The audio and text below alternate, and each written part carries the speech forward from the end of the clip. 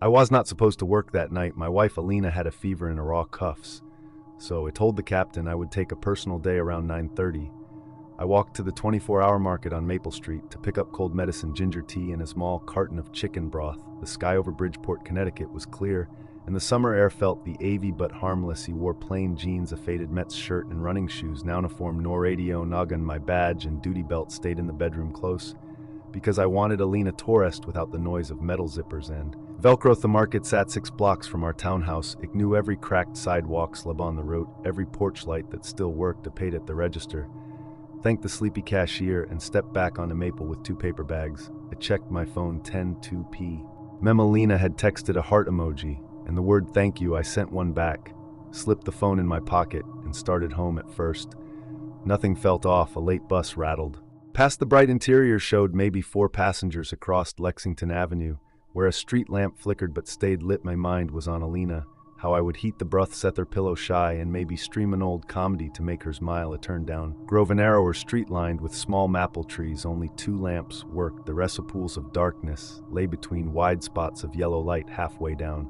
Grove. Van rolled out of an alley without headlights. It stopped in the middle of the road. Engine running, no hazard flashers. His load, expecting the driver to turn on the lights and move. Instead, the engine cut off. A side doors lit open with a soft scrape as all 3 silhouettes inside, darker than the dark around them. I thought about running, but I still held 2 paper bags, and the space behind me felt as narrow as the space ahead. One figure stepped out. The person was lean, wearing a hooded jacket. Even in August, another climbed out behind him, heavier hat low on his face. The third stayed in the van shape, barely visible. The lean man spoke first, voice flatty. Your officer raises aid. Nothing, trying to keep my breathing quiet in plain clothes. I could have denied it. He had something told me. They already knew the answer. Hands. Suppa said, a hard object, probably a pistol, pressed into me ribs from behind. Hadn't seen the third man move, but he was suddenly there. Man was at home 6 blocks away on the dresser.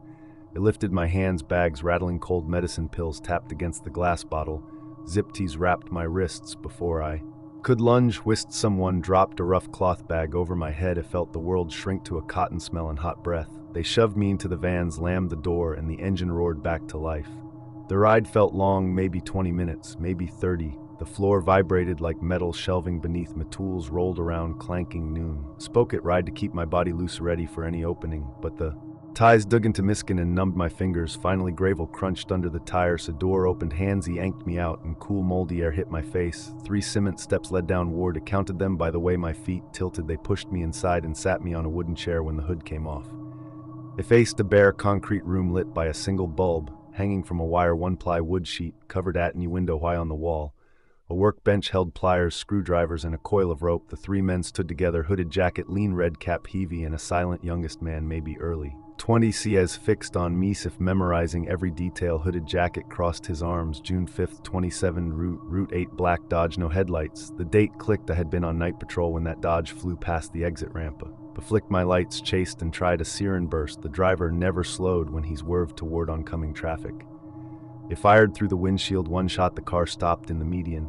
The driver died before EMS arrived. His license read Jack Harrison, 42. Red cap spoke, voice tight. That was our father. The youngest said nothing, but tears shone in his eyes. Hooded jacket leaned close enough that his meld wintergreen gummy was 12th that night. His head sat next to him, seatbelt off. You killed him. He wanted to say their father had robbed 6 convenience stores. The rest that heamed the Cara to minivan, and that their view board cleared the shooting. But every sentence tasted deuce less in my mouth. They left mether ankles, stayed wrists cut off from blood howers. Blurred into a gray smurth, they returned twice each day with water and a granola bar. The youngest slid them across the floor, gaze never leaving my face. A sometimes hooded jacket described their father's funeral, the clothes casket, and the debt for the burial plot. Read Kapasked if I dreamed of dying. I didn't answer. 4 nights passed. On the 5th, they marched in with rope tape and a shovel. Hooded jacket said, we're driving you into Pine Hollow Forest. Nobody finds bodies there. They taped my mouth and ankles, bagged my head, and dragged me up the steps. The van rattled for what felt like an hour. The smell of pine pushed through the cloth. As soon as the side door opened, crickets sang. The air here was cooler, with damp soil under my feet. They half carried me along a narrow path. Pine needles crackling. I heard Redcap mutter, just leave him for the animals. Quick, a pistol cocked behind my ear. He waited for the shot and wondered if Elena had found the broth on the counter. 2 loud cracks tore through the trees, but they came from behind us, not beside me. Someone shouted, Police drop it now, the hand at my shoulder jolted, grip loosened. The men scattered, a knife sliced the bag off my head, blinding flashlight glare faded into the face of Officer Hicks. My academy partner, beard, longer eyes, the same sharp gray. He shoved me behind a tree, cut the zip ties, and kept this gun raised toward the path.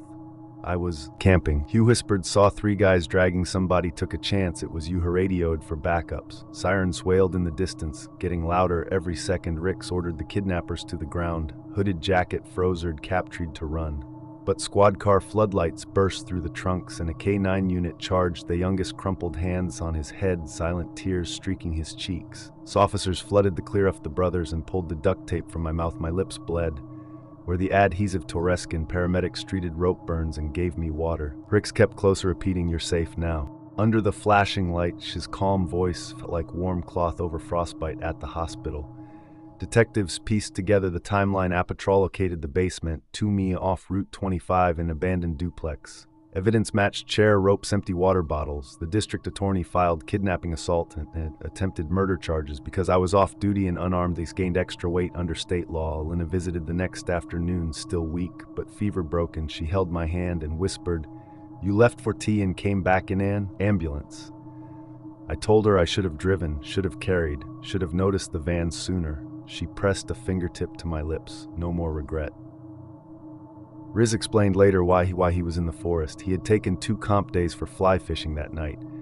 He hiked the Ridge Trail, remembering how we camped there as rookies. His flashlight caught 3 figures in the hollow below, one with a bagged head stooping between them. "Your walk," he said, "the way you lean when your wrists are tied, I just knew." People ask if I hate the brothers. The truth is more tangled. I hate what they almost did. I understand why grief warped into fury. But understanding does not excuse the rope, the gun, the plan to feed me to coyotes. They will face decades in prison. I will live the rest of my life with thin scars around my wrists and a sharper eye for vans without headlights. The department reinstated me after 2 weeks of leave and now carry my off-duty pistol Lebanon short-errands when I pass the shelf with chicken broth and ginger tea. I remember the market bags falling from my hands onto Grove Street. I buy extra bottles of cold medicine for Elena. Though her cuff is gone sometimes near sunset, I drive up to Pine Hollow, a park by the trailhead, and listen to crickets rise with the dark. I think about the path where Hendrik's first shot cracked through the trees, splitting fear wide open so hope could step through breath by breath. The forest becomes only forest again. I walk homes lower these days, not because I'm afraid, but because each corner, each lamp feels borrowed from a night that might have ended in silence. Before we dive into the next story, if you're visiting our channel for the first time, don't forget to hit the subscribe button and turn on the bell icon to stay updated with our upcoming scary stories. I've been working as a police officer straight after college. I earned a degree in law enforcement and wash sheer dry. Tanta Spot would say that after almost 2 decades of working as just an officer, I was promoted to a deputy.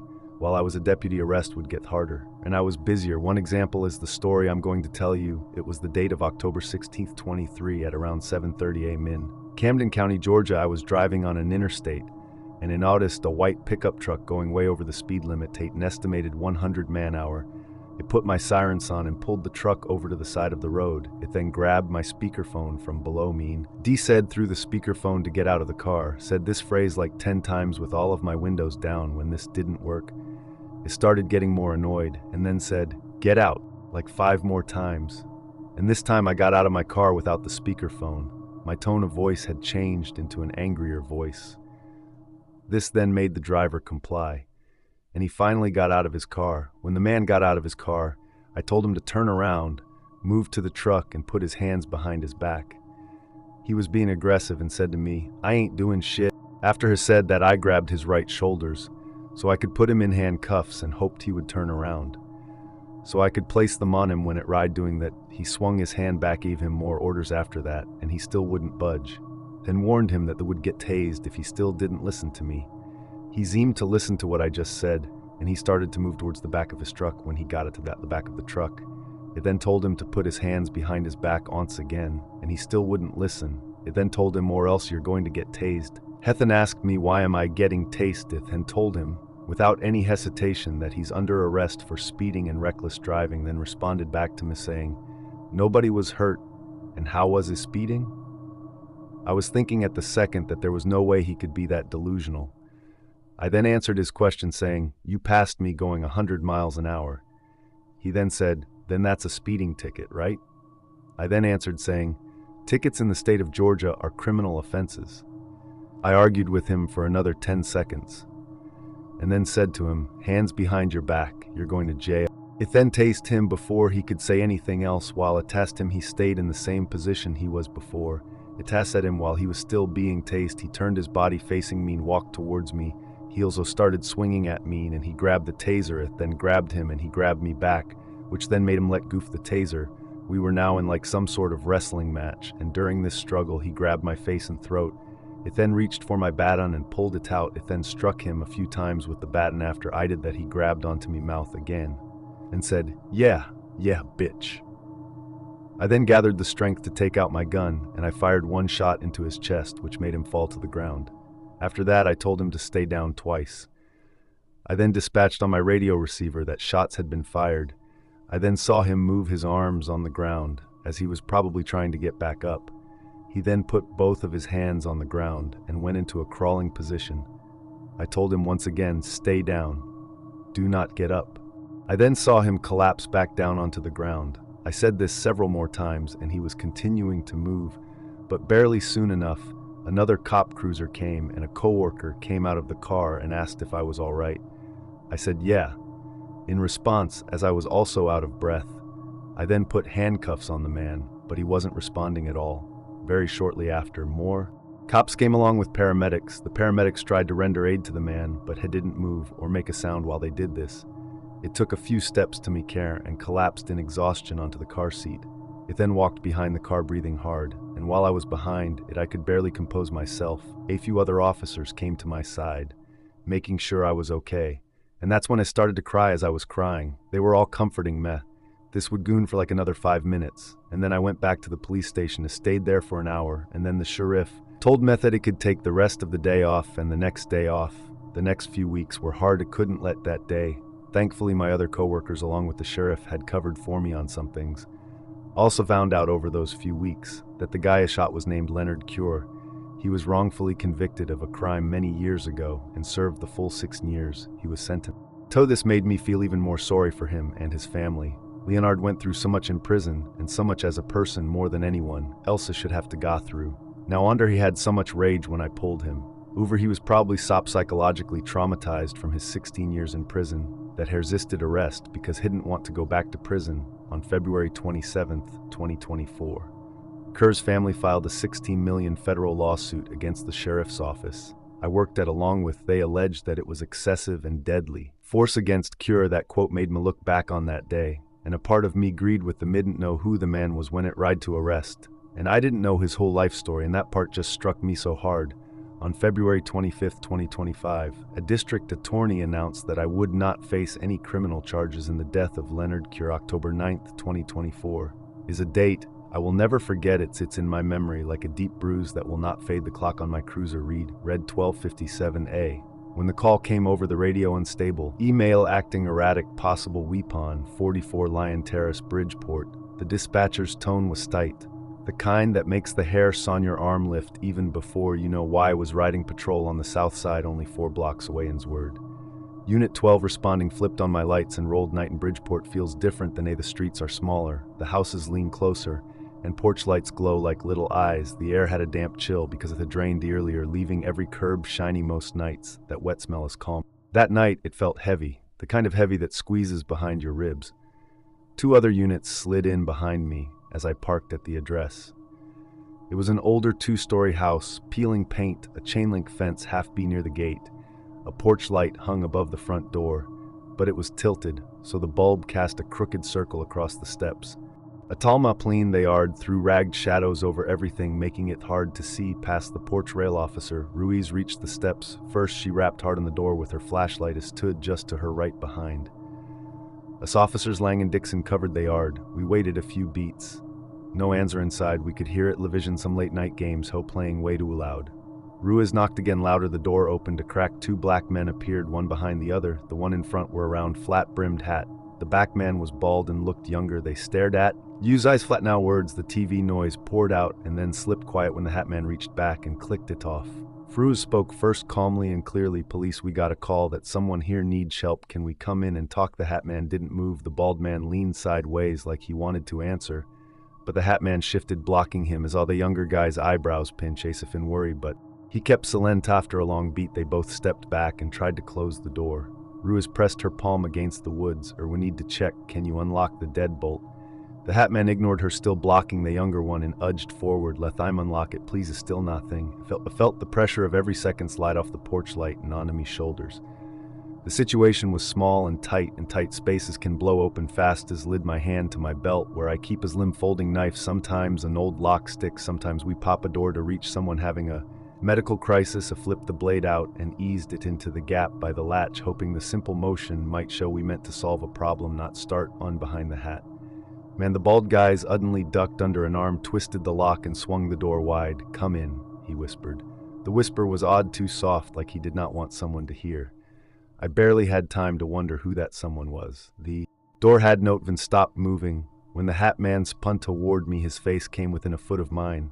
Ismeld wintergreen gum and stales wet. His voice came out low but sharp. "I'm going to kill you as a whiz-right." Hand dive into his coat pocket as all the handle of a knife glint small and bright. Then it was moving. Training says shout commands, create a distance, and draw your weapon. Real life sometimes steals the half second you need to do any of that. The first hit landed my left shoulder. Hot pain flooded my arm, dull at first, then screaming before my mouth formed words. The blade was out and punching again, this time into the side of my neck.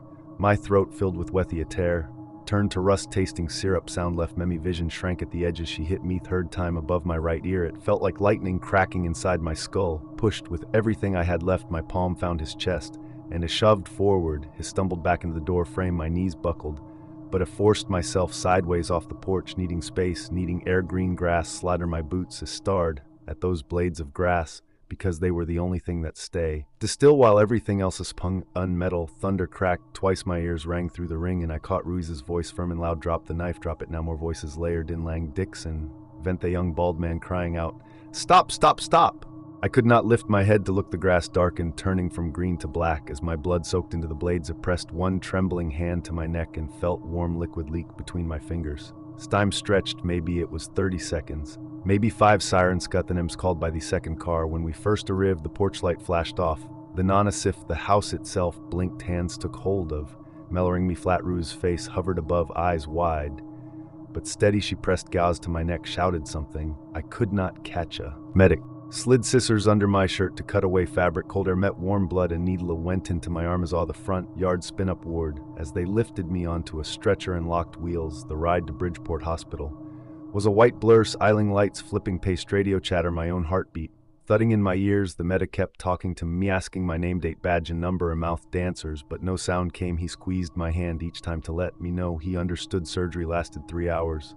Later, doctors told me the neck wound missed my carotid by the width of a pencil. Lead the head strike chipped bone, but did not drive deep. The shoulder cut sliced the muscle, yet avoid the big artery under the collarbone. Inches in luck. That is all that separates a line of duty report from a eulogy.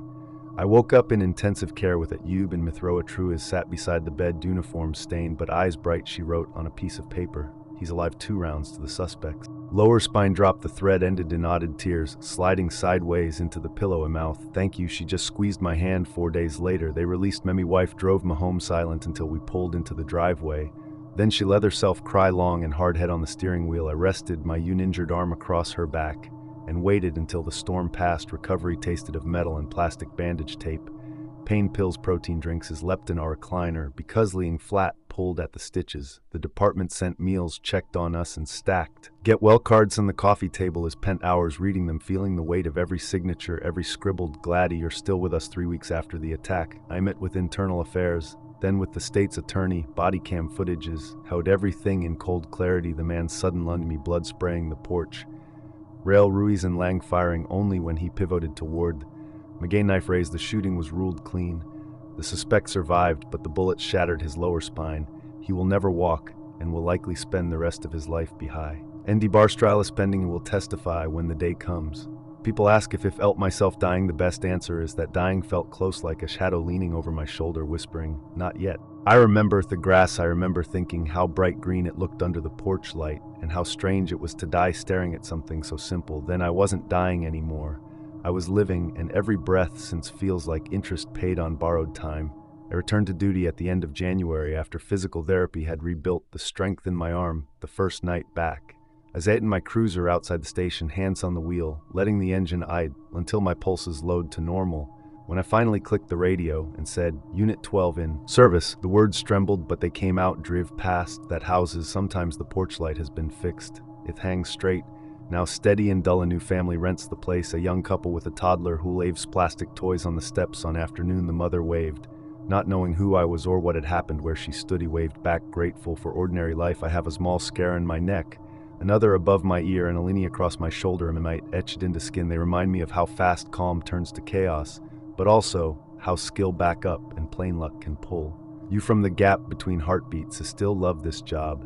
I still believe most calls send with someone safer than before. We're revved, and on nights when the air smells of rain and porch lights look like eyes. I remember October 9th and tell myself, stay sharp, stay kind, and go home.